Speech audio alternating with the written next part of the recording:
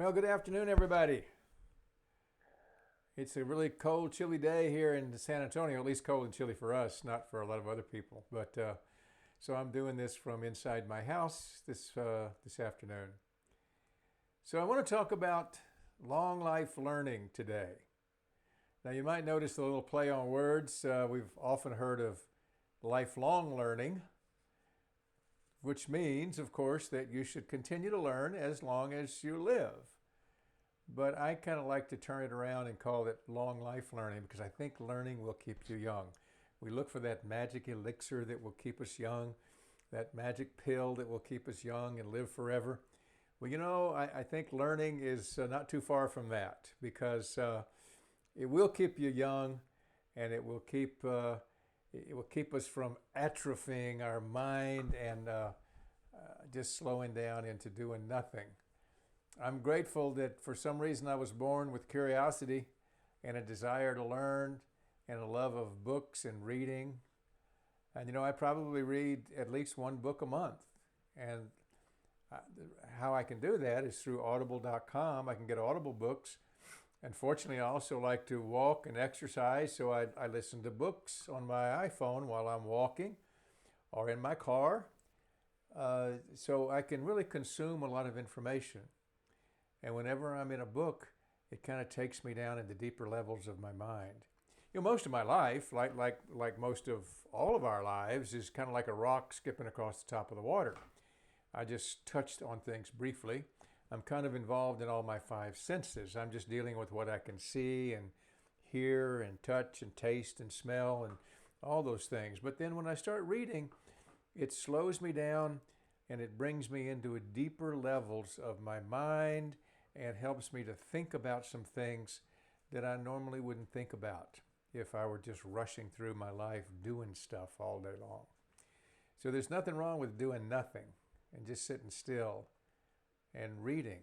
I'm reading a wonderful book right now, probably the best book I've ever read, The Artist's Way by Julia Cameron, A Spiritual Path to Higher Creativity.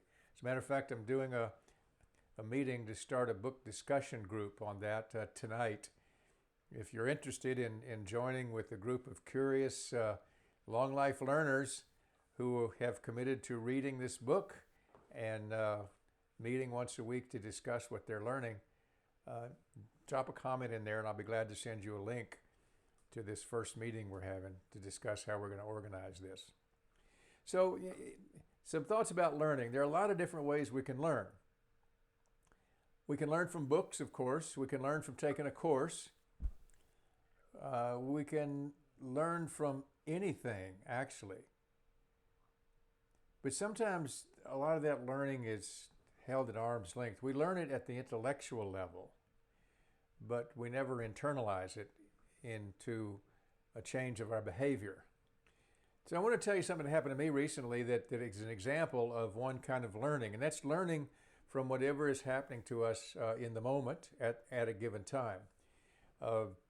Earlier this week, I had something scheduled at the end of the day I was really looking forward to. I was really excited about this. I couldn't wait to get to the end of the day. And during the day, I had some very good experiences. It was a really good day. But that thing that was scheduled at the end of the day fell through. And I was so disappointed. It was like all of my hopes had been dashed. And that good day was suddenly ruined for me. And that led me to start thinking and learning about myself and my own reactions. Because what I thought about was what the Buddha learned in his enlightenment was that all life is suffering. We're all born into a life of suffering. None of us escape it. As some of us escape more, suffer more than others, sure. Some of us may be fortunate enough that the most suffering we ever face is getting cut off in traffic by some rude driver. And others suffer far more than that. We lose family members, we lose jobs, but we all suffer. And so that situation on Monday was a form of suffering. But the Buddha also discovered that one of the primary causes of suffering is attachment. Attachment. And then you ponder, you start thinking, if you're a curious person, you don't just stop at that word, you stop and you think about, what does that really mean, attachment? Well, for me, what it meant was I was putting all of my hopes into one thing. I was attached to that outcome. And when that outcome didn't happen the way I wanted to, I was very disappointed and even depressed. And so then you say, well, what's the opposite of attachment? You say, well, it would be unattachment, not attached. And then you might say, well, how can that be? I'm attached to my wife, my husband, my children. Yes, I'm attached to them. And of course we are. But do they become our entire life? Is our happiness and well-being totally attached to that job, to that person, or whatever? And so look at it as a metaphor, like a guitar string or a violin string. There's a great story about Paganini, the great violinist. I don't know if this story is true or not, but it's a great story anyway. He was playing this beautiful concert, one of the greatest violinists in the world, and boing, one of his strings broke. And he just played around it, and he kept playing, and another string broke, and another string broke. And he got down to one string on the violin, and he looked up at the audience, and he said, Paganini on one string. And he played on one string. And, to me, that's a great story to illustrate how we shouldn't put all of our hopes into anything. We just work around it. We find different ways around it. And so, to me, attachment is, again, like a bowstring or a violin string. It has to be the right balance. If that violin string is too loose, it makes no sound at all. If it's too tight, it breaks. So it has to be tuned to be just the right tension between attachment and unattachment. And when it's just right, it plays a beautiful tune. So maybe the challenge for all of us is to find that balance between attachment and non-attachment. Is learning how not to put all of our hopes into any one thing. And to be prepared, like Paganini, if that one thing doesn't come through for us, we can still be happy. And we can still move on and work around it because we're not attached to any outcome. And when we cease to be attached to outcomes, life becomes an exciting adventure. We just take whatever flows to us. So that's some of the things that we're going to be discussing in this book.